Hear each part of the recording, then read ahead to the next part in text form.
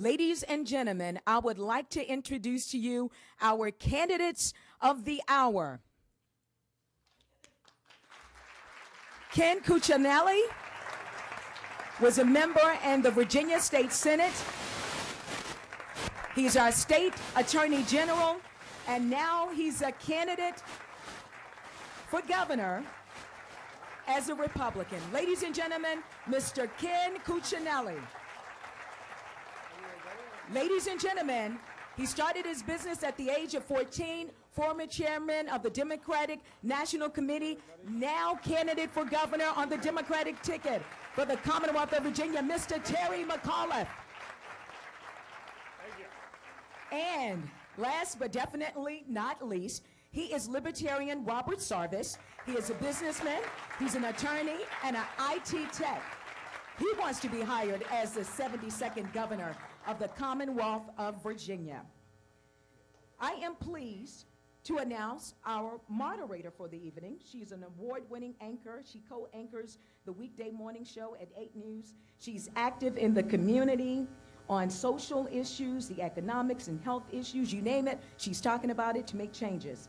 She is on the board of directors of First Things First, an active missionary at her church, which is Mount Gilead International Ministries. Ladies and gentlemen, I would like to introduce to you our moderator of the Radio 1 8 News Gubernatorial Community Forum 2013, anchor reporter, Miss Amy McLean.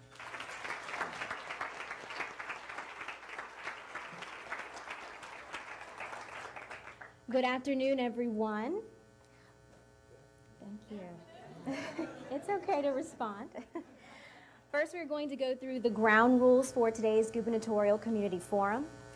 First and foremost, all candidates will focus on their own campaigns. This is a platform for each candidate to share his position on the issues and on the policies. This is not a platform to personally attack another candidate. This is a community forum, and the community is our focus this afternoon, including the voters right here in the audience, as well as the voters who are live streaming right now at WRIC.com. There will be a total of 9 questions, and each candidate will have 90 seconds to respond. As moderator, I will restate any question that is unclear. All questions presented to the candidates today have been gathered from the community. All candidates will be hearing these questions for the first time as I pose them on this stage. Time limits on responses will be strictly enforced. The timekeeper, who is sitting in the front row, will actually provide 3 signals to the candidates. She's right here in front of us. When there is 30 seconds left to respond to a question, a green light will flash. The second signal will be a 10-second warning with a yellow light. And finally, a red stop signal when the time has run out to answer your question. Candidates are not allowed to interrupt each other. If a candidate distributes or demonstrates unreasonably disruptive behavior and repeatedly violates the rule, as moderator, I have the right to stop the program, turn off the candidate's microphone, and the candidate will be asked to leave the forum. If a candidate is required to leave the forum, as moderator, I also have the right to allow the candidate to re-enter the forum today. We will start with opening statements. Each candidate is allowed 1 minute for opening remarks. At noon, all of the candidates participated in a drawing to determine the order in which the candidates will give their opening statements. I'd like to start with this.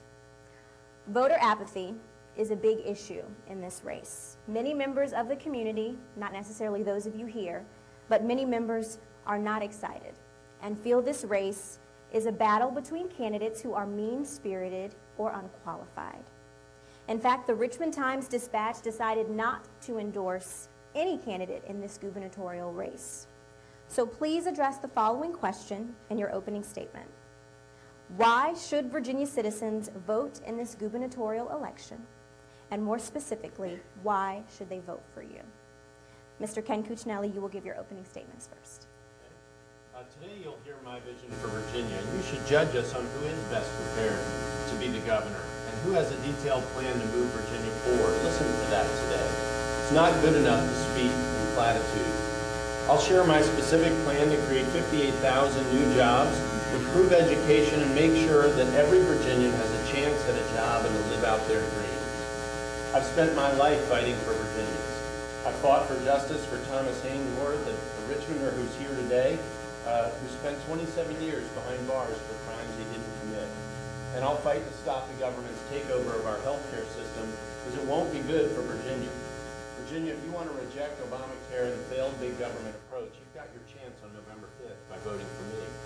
And I'll also put more money in your pocket with a $700 tax cut that will help grow those 58,000 jobs. Virginia deserves a governor who will fight for you and not for themselves. And with your support on November 5th, I'll keep fighting for you, just as I have as state senator and attorney general. Thank you. Mr. McAuliffe, the question for you. Why should Virginia citizens vote in this gubernatorial election, and more specifically, why should they vote for you? Well, thank you, but I disagree with the premise. I think everybody likes the three of us up here. I mean, I'm as lovable as a little puppy. I mean, who doesn't like puppies? This is a big race, and we got a lot of big issues to deal with. I talk about what we need to do with the economy. We need to grow and diversify our economy. We're going to face huge headwinds. We've got sequestration here for the year. Unfortunately, we went through an absolutely ridiculous government shutdown the last several weeks, which hurt thousands of Virginians. We got to bring people together in a bipartisan way. Working in the mainstream, that's why so many different folks have endorsed me, so many Republicans, 12 former Republican legislators, the Washington Post, the Virginia Pilot, Daily Press, all said Terry will work in a mainstream bipartisan way.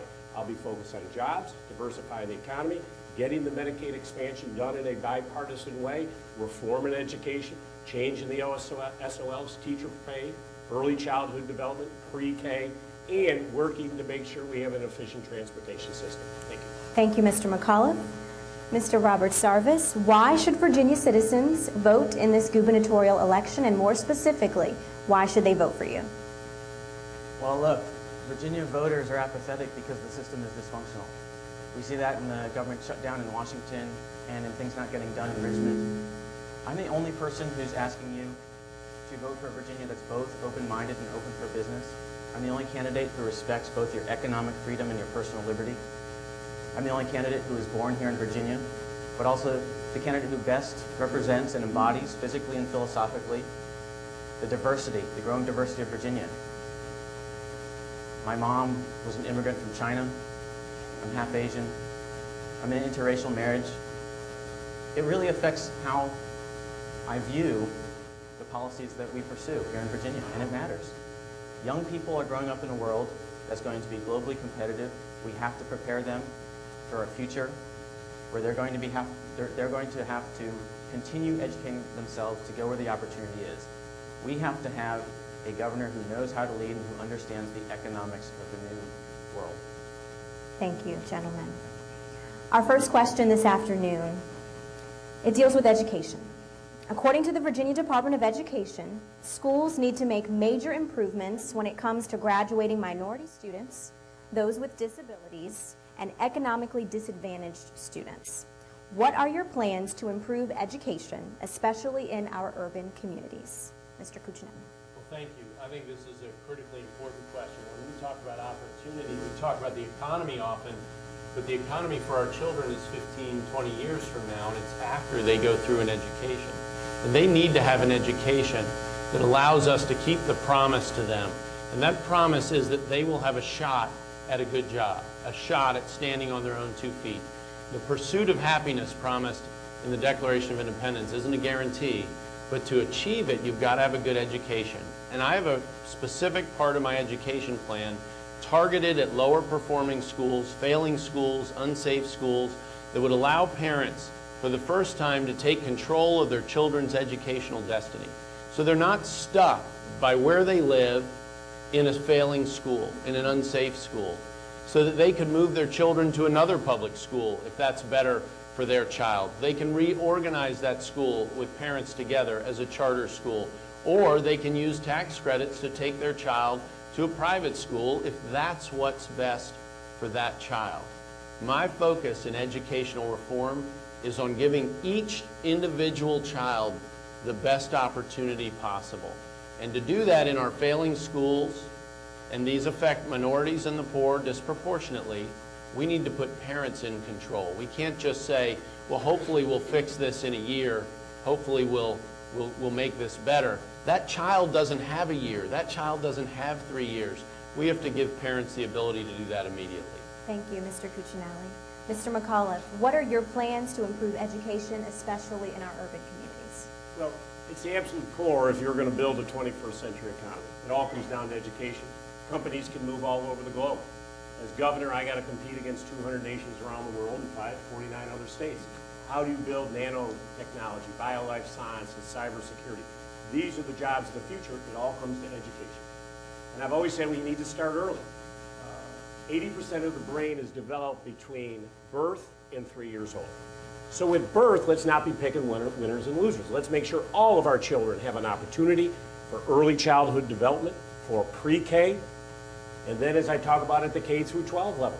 If you take average Virginia pay to average teacher pay, we rank 50th out of 50 states. That's disgraceful. We are one of the wealthiest nations in America. We should never be 50th in any category. How do we retain the best teachers? How do we recruit the best teachers? So we're teaching science, technology, engineering, and math earlier. So we've got to look at teacher pay. We've got to look at teacher accountability. I talk about the SOLs. They don't work in their present form. Our children are learning how to memorize. Our teachers are teaching to test. It's not the teacher's fault. That's how they get judged. So we need to reform the SOLs. We want our children thinking creatively, cognitively, and that's how you grow a 21st century economy. Community colleges. We've cut funding by about 40% over the course of the last 5 years. I've visited all 23 community colleges. They are your workforce development engines, and then, of course, more funding for what we need to do for financial aid in our higher education. Thank you, Mr. McAuliffe. Mr. Sarvis, what are your plans to improve education, specifically in our urban communities? Thank you. I think it's really important to understand the problem. We have a system of education which is built for the 20th century. It's not built for the 21st century. We're not graduating people who can go out and get jobs. We're not preparing people for college. The best way to undermine a system that's failing us is to allow parents to take their students out of failing schools and send their kids to schools that will serve them well. And the best way to do that is to put the money to put parents in charge of the money being spent on their kids. That's the first reform. I'm the only candidate who had a very strong school choice plan, universal school choice plan from day one of my campaign. Second of all, I think that we should make sure that the public schools are spending money wisely. One of the things that we do is allow the public schools to increase the administration. We have low teacher pay, but we're in the top half of school spending per pupil. Where does it all go? It doesn't go to infrastructure. It's going to the administrative bloat. I'm the only candidate who's in favor of getting rid of all the state mandates we put on public schools and also eliminating the SOLs. So we have to have a rational policy. We have to take a two-track approach, reforming the public schools, but also allowing people who are in failing schools to escape. That's better for parents, that's better for students, and that's better for teachers. Thank you, Mr. Sarvis. We'll move on to our next question. According to the Department of Labor, the unemployment rate in Virginia stands at 5.6%, compared to the national average of 7.3%. How do you plan to stimulate Virginia's economy and bring more businesses here to the Commonwealth? Mr. McAuliffe. Yeah. Key core questions I mentioned with sequestration, with another $57 billion in cuts coming over the course of the next 12 months. We're going to have a dramatic impact on us because we're the #1 recipient of DOD dollars. Now, we're still going to be #1, but the denominator is going to be smaller. So growing, diversifying, that's why I've called for doubling our angel investor tax credit, our research and development tax credit. We've got great colleges and universities. We need to be commercializing the great research that we have, taking them out of our colleges and universities and taking them out, commercializing them to the public. That's how you grow, diversify. We need to make sure that in our education system we're matching those jobs of the future with actually the employers who are in the state today. We need to be putting those together. We need to focus more on workforce development. Today it is a disparate, different state, federal, private. Nobody knows where to go on workforce development. We need to streamline that. A lot of governors have tried to do it. Jim Gilmore actually attempted. We need to fix workforce development. But we need to let future employers know that we will have the best educated workforce. So to bring your business here, if you have a small business, to grow your business here. But it all competes on a global basis. That's why we need a transportation system that works. I supported Governor McDonald on the bipartisan transportation bill. Very important. Northern Virginia, where Dorothy and I live, we lived there for 21 years. We're stuck in traffic 67 hours a year. We waste $1 billion. Hard to move goods around if you're stuck in traffic. It's quality of life. In the Hampton Roads region, they're stuck in traffic about 45 hours per year. We got to unlock the port, tourism, and protect our naval assets and our military assets. Thank you, Mr. McAuliffe. Mr. Sarvis, how do you plan to stimulate Virginia's economy and bring businesses here to the Commonwealth?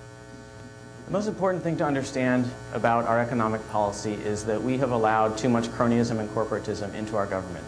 We close off markets by allowing industries and special interests to use tax policy and regulatory policy to insulate themselves from competition. That drives up costs for consumers, makes it harder for small businesses, entrepreneurs, and innovators to get into an industry and compete on an equal playing field. The most important thing we can do to grow jobs is to have an open and competitive market.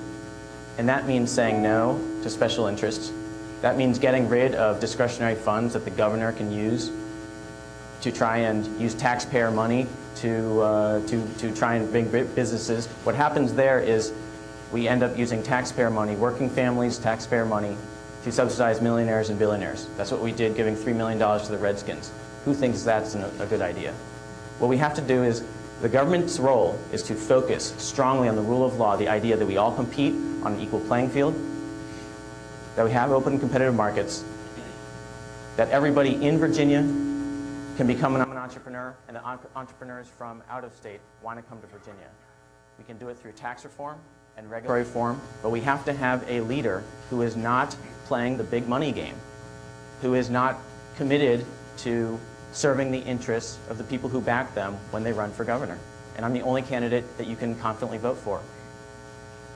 Thank you, Mr. Sarvis. Staying in line with the topic of business, the purpose of the small... Can I answer the question? Oh, I'm sorry, Mr. Cuccinelli, I apologize. Well, that's okay. Look, platitudes, you hear a lot of good words. Workforce development, we hear those through the campaign. But where are the plans? Where are the plans? I have a plan to create 58,000 new jobs. We started in creating that plan with the notion that jobs was our priority. And to do that, we would bring down two taxes, the personal income tax, which is where small businesses pay their taxes, and the corporate income tax, the business income tax, down to 4%, and pay for it by slowing down the growth in general government to less than 3.5%, which would have been worth about $400 million last year in tax relief, and to eliminate about 1/6 of those tax credits and exemptions that are carved out for various special interests, and do that on a bipartisan basis. I'm the only candidate who's put a plan out there that can be rated by an economist and grow the economy 58,000 jobs, and I've done that. You know, the promises, the continual promises that add up to $1,700 more in taxes every year, that's a job-killing approach, not a job-creating approach. My approach will reduce taxes on average $700 for a family of 4. And that's what we need to do as we diversify our economy, and as we especially look at those parts of Virginia that have slow economies right now today. They aren't looking at just losing out when the federal government shrinks. They're already struggling. And all they want is a shot at the dignity of work. And I'm the only candidate with a plan to get them that. Thank you, Mr. Cuccinelli. Keeping in line with the talk of business, this question, very important for a lot of those who have small businesses. The purpose of the Small Women and Minority Business SWAM program is to enhance procurement opportunities for minority businesses. For the first quarter of the 2014 fiscal year, the Commonwealth spent about 1/3 of its dollars on SWAM procurements, yet less than 5% was awarded to minority-owned businesses. As the next governor, what would be your strategy to better support these minority businesses? I don't believe that we should have programs that grant contracts and things like that on the basis of skin color and gender and things like that. I think we should return to the rule of law, the idea that we all compete on a level playing field, and we should have a procurement policy that is based on anonymizing the bids.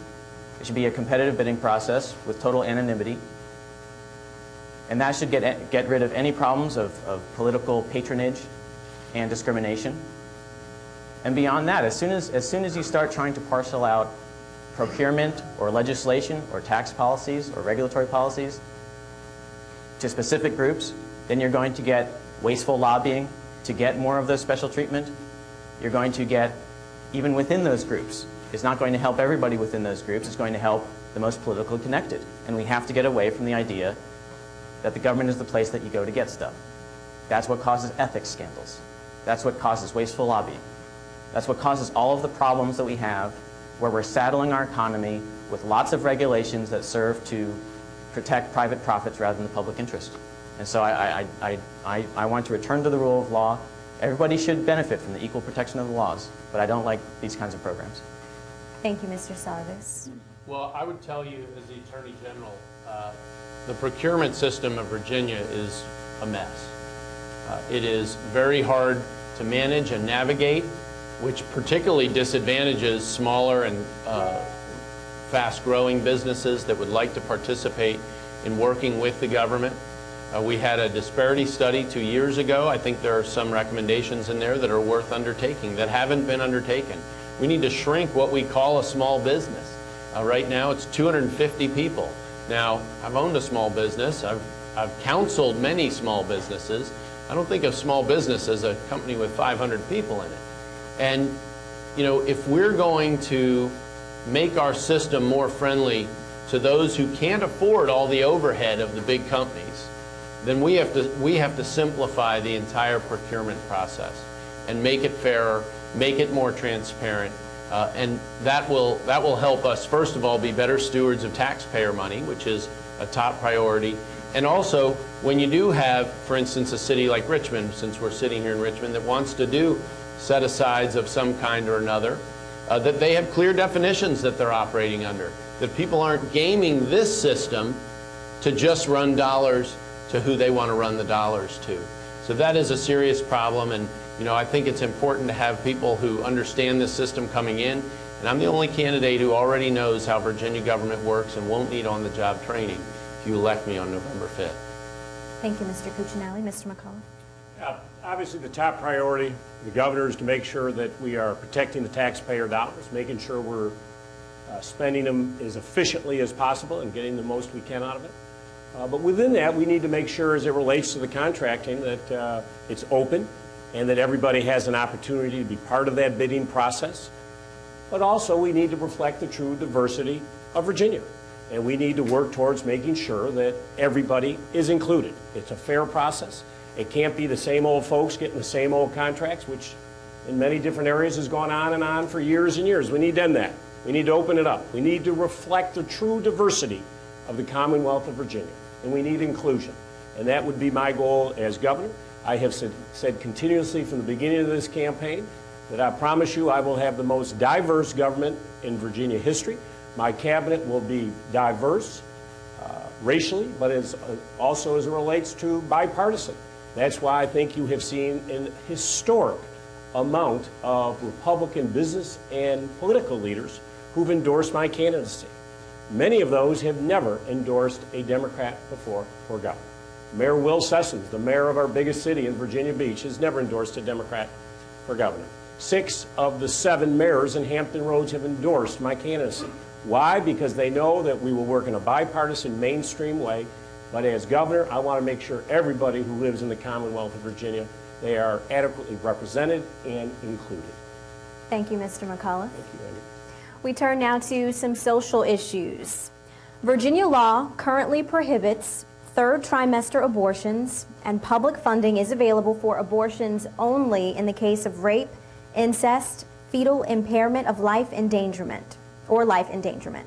If elected, what changes would you support, if any, to current abortion laws here in the Commonwealth?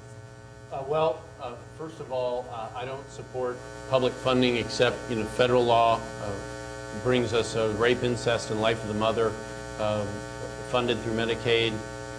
But I wouldn't provide additional funding, unlike others, for other abortions.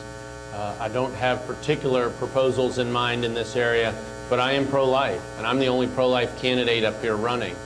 Now, unfortunately, for much of this race, that's been twisted rather badly, and I've been attacked rather severely, including seeing lies on television about me and my position on things like related issues like contraception, which people who are running the ads know are lies. I am pro-life, like some independents, like many Democrats. You know, there's never been a piece of pro-life legislation in Virginia without Democrat support. Never one piece of legislation become law.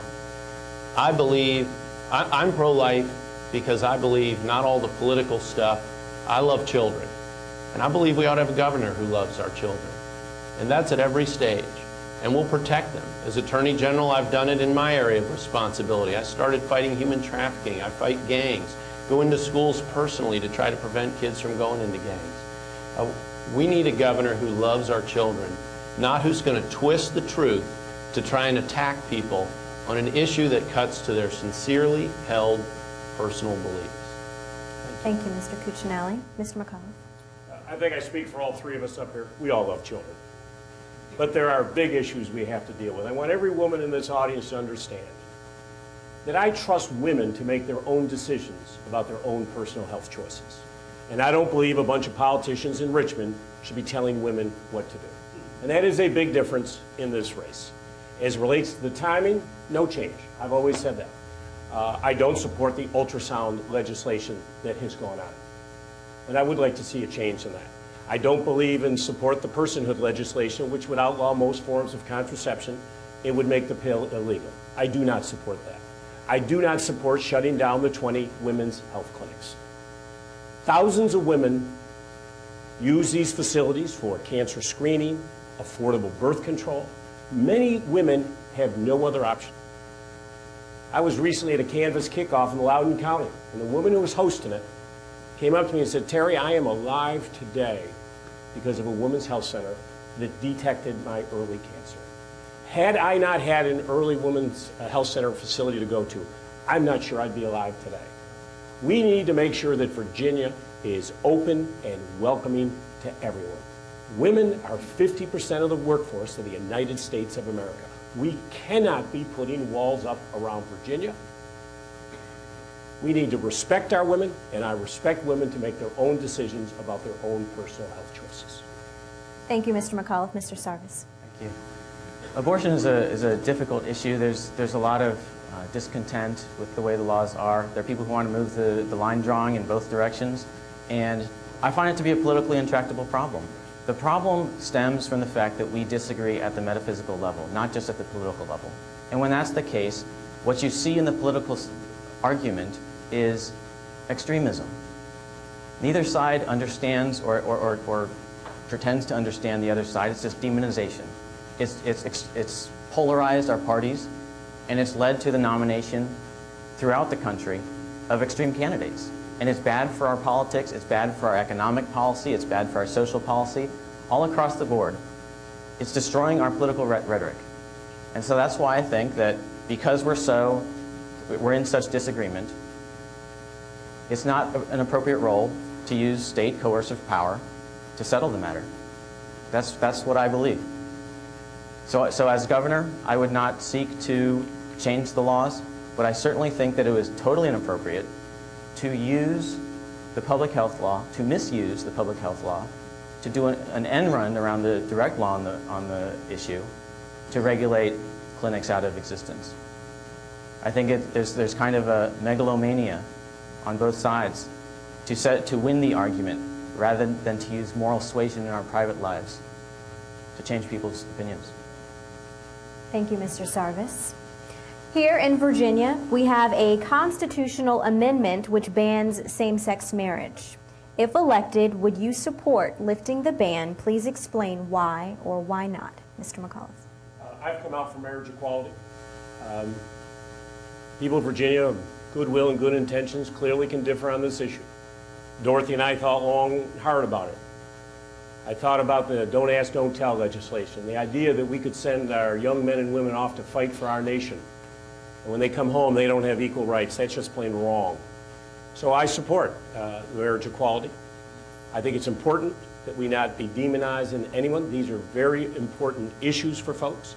As I've said, as it relates to the other issues, we need Virginia to be open and welcoming to everyone. And the second you start stigmatizing different groups, it makes it very hard to grow and diversify in our economy. We need to be recruiting the best scientists from all over the globe. How do you recruit scientists when you're putting walls up and you can't do it by attacking gays or women? We need to be open and welcoming. That's how you build a 21st century economy. Dorothy and I want our 5 children to stay here. But in order to stay here, we have to have those jobs of the future. And having those jobs of those 21st century, what I talk about is Virginia has to be open and welcoming to all individuals, and there should be no discrimination. And I will do as then Governor Tim Kaine did, Executive Order number 1. I will sign Executive Order number 1. There will be no discrimination based on sexual orientation in the state workplace. That will be my first executive order. Thank you, Mr. McAuliffe. Mr. Sarvis. I agree that the first executive order should have a non-discrimination policy among state employees. The question, though, was about marriage equality, and I don't think government should be in the business of regulating our personal lives and choosing, granting legal privileges on the basis of personal relationships. But if it's going to be in that business, we have to make those privileges available to same-sex couples on an equal basis. I'm the only candidate sitting up here whose marriage was once illegal in the state 50 years ago. It took a Supreme Court decision. I would like to see us do the right thing through the political process. I'm willing to fight for it. I'm the only candidate up here who has said, who hasn't thrown up the surrender flag already or opposing it. I'm the only candidate who is committed to this. And I believe that with the right leadership, an independent voice, with the authority of somebody whose marriage was illegal once in the state, that we can actually get this done. And that's my promise to you. As governor, I would fight for this. Thank you, Mr. Sarvis. Mr. Cuccinelli. You know, as someone who in the last few months has seen tens of millions of dollars spent trying to demonize him, I'm pretty sensitive to not demonizing people, as you heard here earlier. This is a sensitive subject, and people of goodwill have very different opinions. I believe that marriage is between one man and one woman, and supported the marriage amendment in 2006 when it passed on a bipartisan basis, a strong bipartisan basis. And I've defended it as your Attorney General. And as governor, I'll defend it as well. And I believe I'm the only candidate running for governor who has said he would actually defend the law, which is an important question since there are lawsuits running. The rest of the talk is interesting, but that's the question that's going to confront the next governor is, will you simply defend the law, the Constitution, that's on the books? And I will, and I have, and I'll continue to do that. I believe that the kind of use of this issue and frankly the lies that have taken place about me and my positions and what I believe and even what I've said have been terrible for this campaign. You know, and I would talk to all of you in the room. I hear all the time complaints that people don't like the negative campaigning. Well, I don't either. My ads are comparison ads right now. I haven't heard one positive thing with a plan from another ad from another opponent on television. Can you think of one sitting in your chair right now? I'll bet you can't. Thank you, Mr. Cuccinelli. We'll turn now to health care. Candidates, will you please explain your position on the Affordable Care Act and whether it will benefit or hurt Virginia citizens? In addition, should Virginia expand its Medicaid program? Mr. Cuccinelli. Pardon me, my first? Yes. All right. Well, being the first person to go to court to sue to stop the health care law because I thought it was unconstitutional, obviously I opposed it. And I still think it's bad policy. That was a legal decision, but it's also very bad policy. And we're seeing that unfold before our very eyes. I mean, this is an abject disaster. Yes, some people will benefit. Anything this massive, some people will benefit. But in the long run, this is going to do enormous, enormous damage to our healthcare system.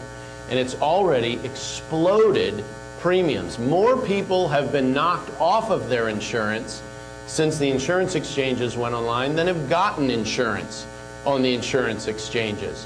And those who've gotten through, the lucky ones who've gotten through, have found premiums that are sky high. In most of the counties served by the federal exchanges, there's only one offering. One. That's not competition. That's not improving the market. That's not adding more choices. And the promise that you can keep your doctor and keep your insurance, those promises are already being broken, folks. And I'm the only candidate in this race who doesn't want to expand this even further with the Medicaid expansion. Why would we expand failure? Why would we expand failure? And that is the direction that others want to go.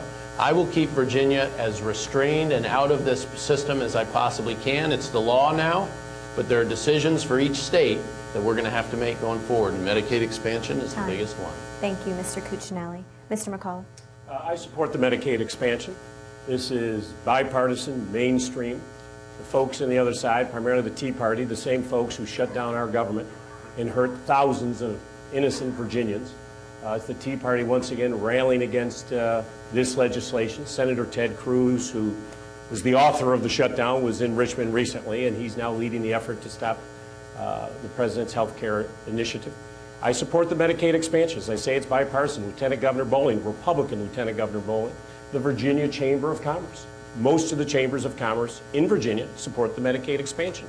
Beginning next year, 400,000 Virginians will get access to quality care. 100% paid for by the federal government for the first 3 years. 100%. Second, this is your money. It is the law of the land. So we are going to pay our money into the federal government. Why would we possibly want our Virginia tax dollars to be used? 29 governors around the country have already said they're going to do the Medicaid expansion. Why would our money be possibly used in Florida or California to provide health care for their citizens paid for by Virginia taxpayers? It makes no sense.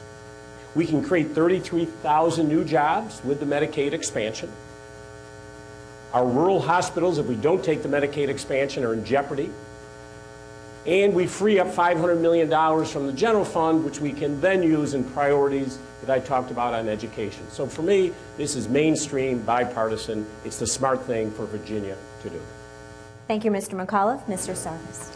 I think any discussion of healthcare has to start with identifying the problem. One of the major problems that we have in healthcare, the reason that we have no price transparency, without prices, we can't economize.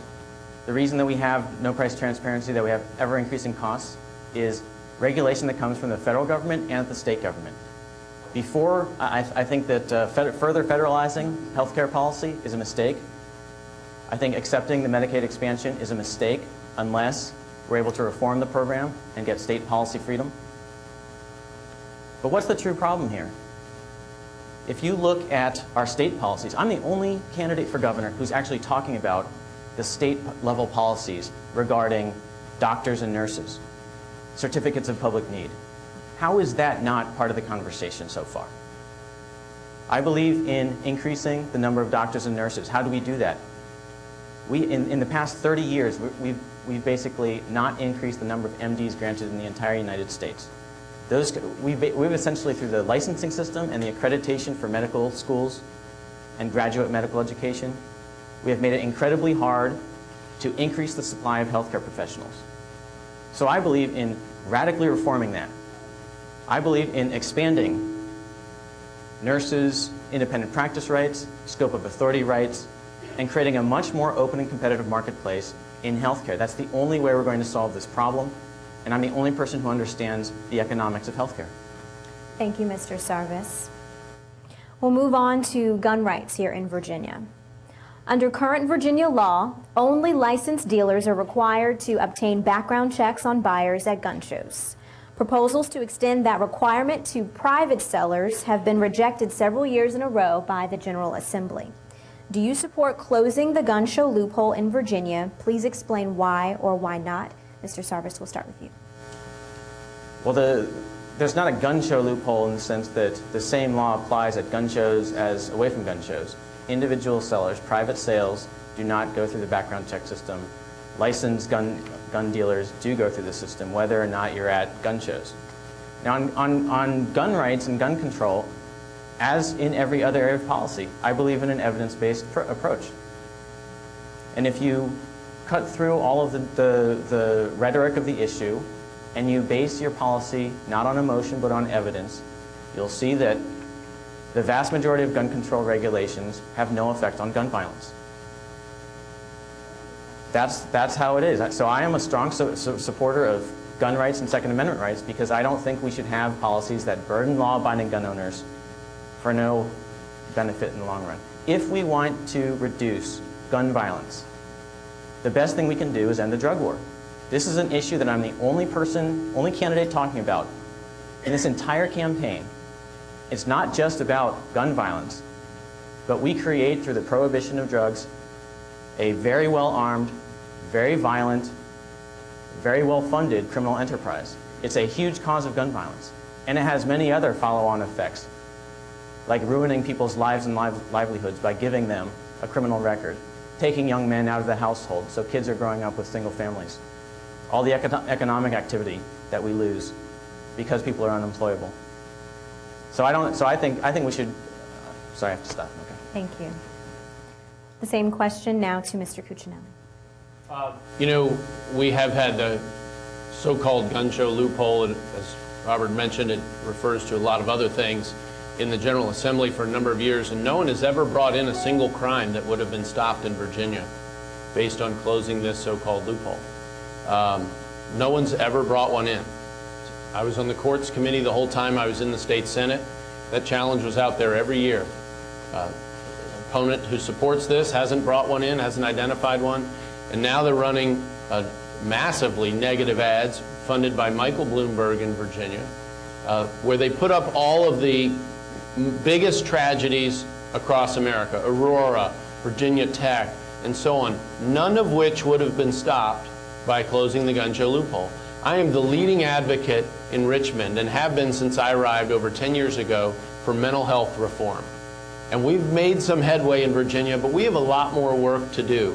You know what those folks in that negative ad hitting me all have in common? Mental health issues, all of them.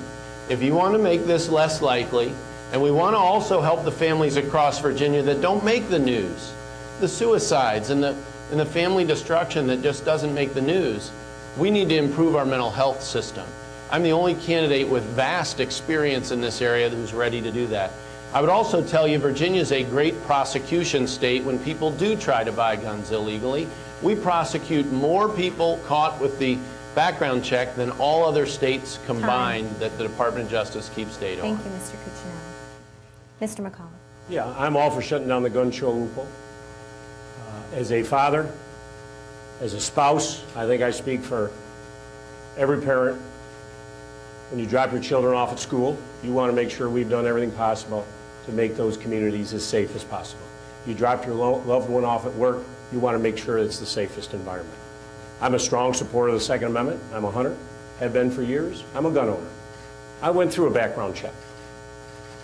A background check takes 5 to 10 minutes. That's it. There are individuals who should not own guns. Those with mental illness, those who have been convicted of spousal abuse. Some people should not have guns. Why would we not take this very simple precaution to do the best we can to make sure we're making our communities a little bit more safer? It is a simple process to do this. I've been told that I got an F from the NRA. I'm fine with that, folks. I'm not running to be president of the NRA. I'm running to be governor of the Commonwealth of Virginia, and your first responsibility as governor is to keep your citizens safe. We were at Virginia Tech for a debate the other day. I met with a young man who had been in one of those classrooms. He was shot 4 times. He still has 3 bullets in his body. You talk to these folks from Virginia Tech, and don't tell me that we shouldn't be taking every reasonable precaution that we possibly can to keep our schools safe and our communities safe, and I'm committed to that. Thank you, Mr. McAuliffe. We turn now to the restoration of rights issue. Under Virginia law, the restoration of voting rights for former convicted felons is solely at the discretion of the governor. Governor Bob McDonnell has restored the rights of more than 6,800 former felons by streamlining this process. As the next governor of Virginia, Explain if and how you plan to continue this trend of restoring the rights of former felons who have paid their debt to society. Mr. McAuliffe. I want to commend Governor Bob McDonnell for the work that he has done, not only in this transportation and others, but he has done great work in the restoration of voting rights. I would continue on as governor what he has done, but I would also like to see a legislative fix to it. If this is justice and we're trying to provide justice for everyone, why should it be dependent upon who the elected governor is? If it's the right thing to do, it's the right thing to do. So I would push legislatively so it's not up to the governor to have to continually renew it. It ought to be automatic. I am for automatic restoration of voting rights for nonviolent felons. These people have served their time. Once they get out, you want them feeling good about themselves. You want them getting out into the workforce. Part of that is making sure they're exercising their right to vote. It makes you feel good. That's what we want to do. And so I am all for, always have been for, automatic restoration of voting rights. It's very important for us. So I would ask that legislatively do it so we don't have to have the governor actually pushing it on and doing it, whoever that governor may be. We also need to make sure that we're prioritizing. We've read stories and reports of over 100,000 folks who had gotten out of prison, who are out today. We can't identify them. We need to make sure we're doing community-based organizations and we have an active process in place to go find those folks who have the ability now to get their voting rights restored, who we just need to go and identify and do what we need to do.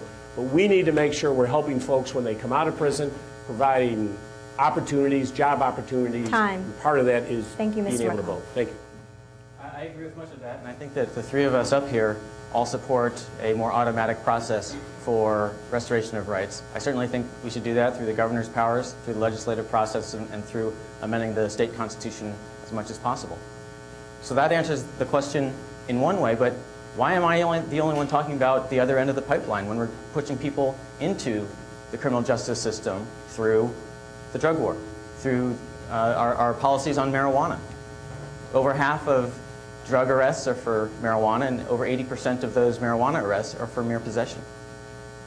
When I went to Virginia Union University, I had a lot of young men telling me that they had lost their voting rights for mere possession of marijuana.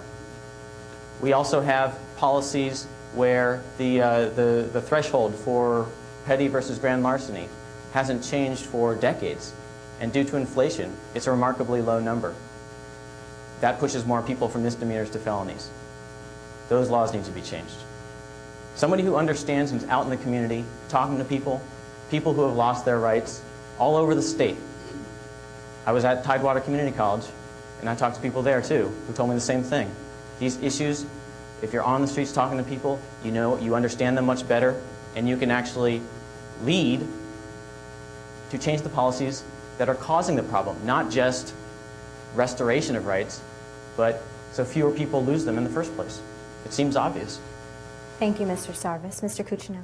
Well, thank you. This is something that I've been to the General Assembly in the last couple of years to urge them to amend our Constitution. That's the process that has to be undertaken if someone other than the governor is going to have a say in the restoration of rights. And I've urged them to amend the Constitution so that some nonviolent felons can get automatic restoration of rights. And that's the process that we have to go through other than a governor's restoration. And I would continue the efforts of Governor McDonnell to restore those rights of nonviolent felons. I also want to just make an administrative point. One thing they've done very, very well in the governor's administration is streamline dealing with these applications. I can tell you, as someone who worked on the private sector side helping people in this system, it was phenomenally frustrating for many years. And now they're fast, they're efficient, and they're getting decisions quickly. That's important too. But this is just one element of liberty in the criminal justice system. I am the strongest pro-liberty candidate in this race. I'm the only one with a track record of it. You know, I mentioned in my opening Thomas Hainsworth's case. Thomas is here with me in support today. I really appreciate that. That kind of exoneration of wrongfully convicted felons reaches back 10 years. I see Senator Henry Marsh here too. His bill to bring a writ of actual innocence to make it possible was one of the first that I broke with the Republicans on in the General Assembly. And And that's what ultimately got us the law that allows us to exonerate wrongfully convicted felons. And I'm proud to be endorsed by Ron Paul and other liberty supporters, Thank you, Mr. Cuccinelli. as I've supported it in the criminal justice system. Thank you. Our final question this afternoon deals with bipartisanship. Virginia is considered a swing state. If elected as governor, what would you do to reach across party lines to move the Commonwealth forward? Mr. Sarvis. I think actually we're at the perfect time in our state's history where a third-party governor is exactly what we need, to work with both parties. The Democrats and Republicans do have good ideas, but they also have a lot of bad ones. And it's time for a third-party governor to take the good from both and leave the bad behind. Let's talk about some issues that have come up in the course of the campaign, where I'm the only person who has the knowledge of constitutional history, the ability to work across party lines.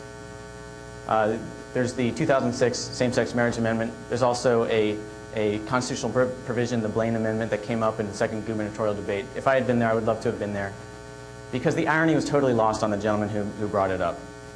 The Blaine amendments were provisions that came up first in the late 19th century out of anti-Catholic bigotry. The 2006 same-sex marriage is something that a lot of people see as arising from anti-gay bigotry. Isn't the obvious solution to work together with Republicans and Democrats to change both constitutional provisions? And on top of that, to work to change the constitutional provision regarding felony disenfranchisement, which many think was specifically designed to have a disparate impact on blacks? We can get rid of 3 constitutional provisions, but only we have to have the right leadership and have a more open society, a more freedom-focused economic and personal liberty policy. Thank you. Thank you, Mr. Sarvis. Mr. Cuccinelli. I'm the only candidate who has actual experience doing actual work on a bipartisan basis to achieve actual results for Virginians. Whether it was property rights, mental health, tax issues, the list goes on for me. I fight hard for you. I fight hard for Virginians. And I'll fight alongside Democrats and I'll fight alongside Republicans. And I'm one of those who can then set that one issue aside and move on to the next. I think that's very important to have someone with that experience. If you are someone who wants that actual experience working across party lines and not just saying the words bipartisan, more of the platitudes, but actual experience doing it, I'm the only candidate who has that and who can walk into the governor's office with that experience. You know, if you're fed up with the negative campaigning, over half of our campaign ads have been positive. I'm the only candidate who can say that. If you want to hear from people directly, we've had over a dozen town hall meetings. Going to do them on the internet Sunday night and the following Sunday before the election. If you want to hear directly and ask questions, I'm making myself available to the people of Virginia. I have Democrat support and independent support because of my education proposals, because I have a track record of fighting for the little guy against power companies, against developers, against all these other groups who are supporting others in this race rather happily because they believe they get something for that support. And all anybody gets for mine is good policy. Thank you. Thank you. Mr. McAuliffe.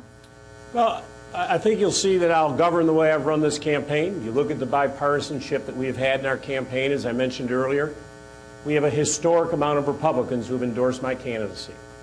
Many who've never endorsed a Democrat before. I mentioned 12 former Republican legislators from all sides of the Republican Party have endorsed me. Jim Gilmore's former chief of staff, Boyd Marcus, has endorsed me. But both sides. Former Governor Doug Wilder endorsed me the other day. As I mentioned, 3 of our biggest papers have endorsed me. And they said, why? Pragmatism over ideology was the headline in the Washington Post. George Bush's finance chairman at the Republican National Committee, who has never endorsed a Democrat for governor, has endorsed me. Why? Because they know that the challenges that we face are big. But with challenges come great opportunities. And in order to accomplish it, we have to work in a bipartisan way. One of my greatest advocates and supporters is Senator Mark Warner. Mark Warner worked in a bipartisan. In fact, I had dinner with him last night. We talked about all the issues facing Virginia. In order to grow and diversify, we got to do it. Democrats, Republicans, independents, libertarians, everybody has to come together.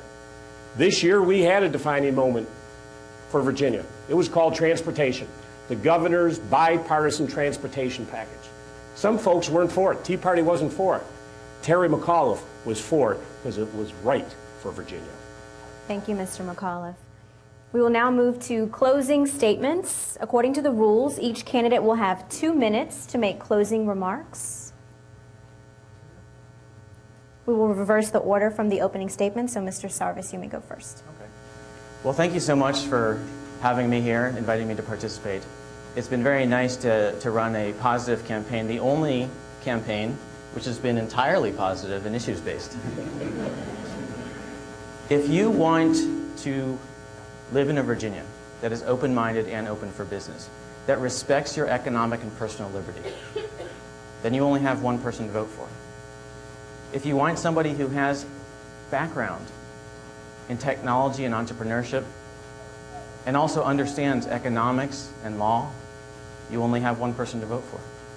If you want to leave the voting booth on November 5th proud of who you voted for, I ask you to vote for me, Robert Sarvis, the Libertarian candidate. This is a moment in our country's history and in our Commonwealth's history where we have to say no, stand up and say no to a two-party system that no longer serves the public interest.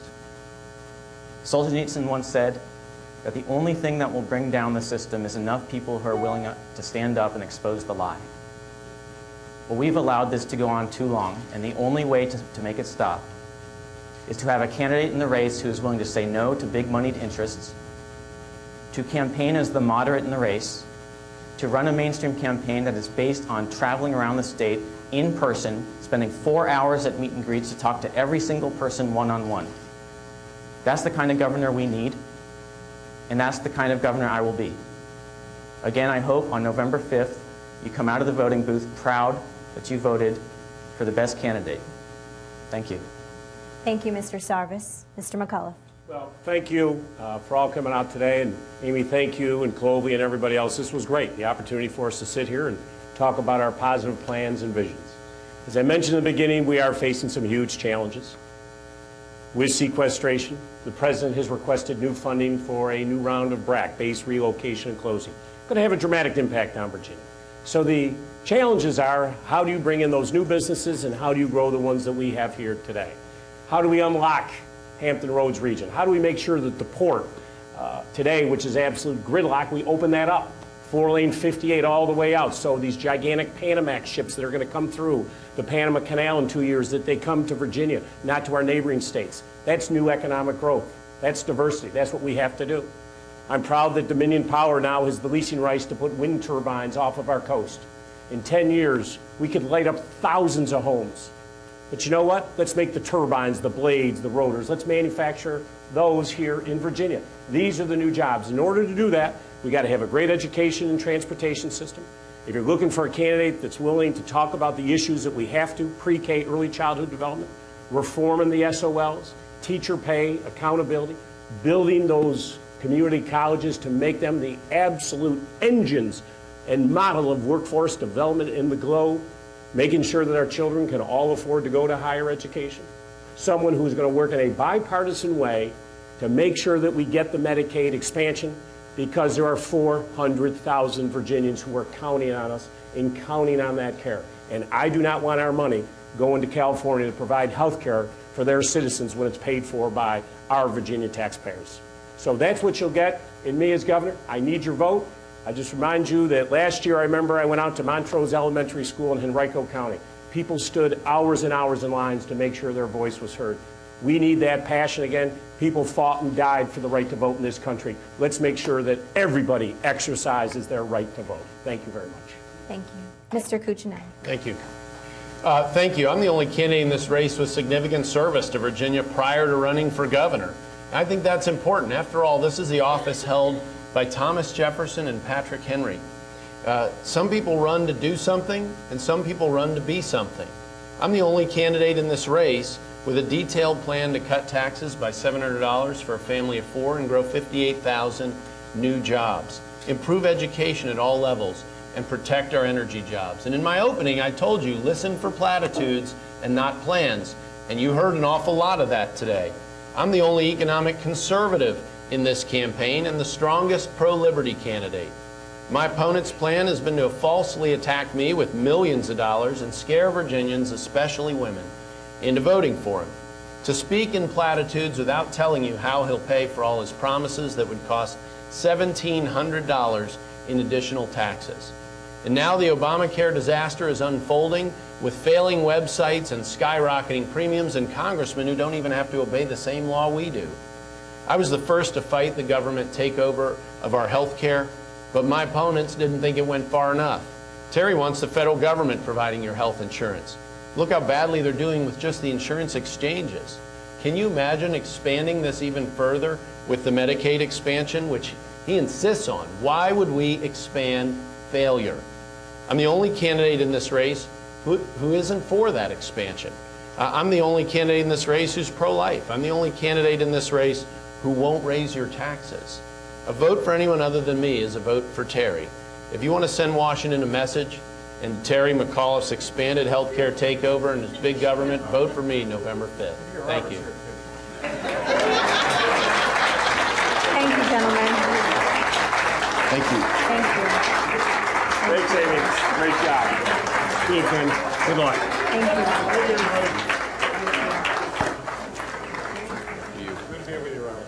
This concludes the Radio 1 and 8 News Community Forum. Give our moderator for the afternoon, Miss Amy McLean.